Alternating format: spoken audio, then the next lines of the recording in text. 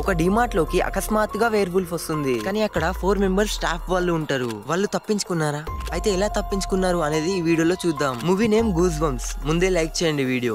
Werewolf ని చూసి శబ్దం చేయకుండా ఉన్నారా అంటే కాదు.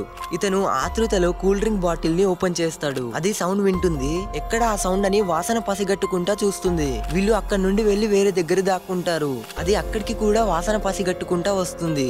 కానీ అక్కడి నుండి కూడా తప్పించుకుంటారు. తర్వాత ఈ స్పెట్స్ అతను సెంటు కొట్టుకుంటే అది గుర్తుపట్టదని వెళ్తాడు. కానీ అసలైన కామెడీ ట్విస్ట్ ఇక్కడనే మొదలైంది. అతను కూరగాయల బండి కింద దాక్కుంటాడు. అండ్ వాళ్ళ ఫ్రెండ్స్ వేరే వైపు నుంచి అతన్ని గమనిస్తారు. అది ఆ సెంటు వాసన పసిగట్టుకుంటా వచ్చి అతను ఉన్న బండి మీద ఉండి షీమిడి కారుస్తుంది. బట్ అది వెళ్లి అతని ముక్కు మీద పడుతుంది. అతను అరే ఏదో ఒకటి చేయండి రా, కాపాడండి అని సైగలు చేస్తాడు వాళ్ళ ఫ్రెండ్స్ కి.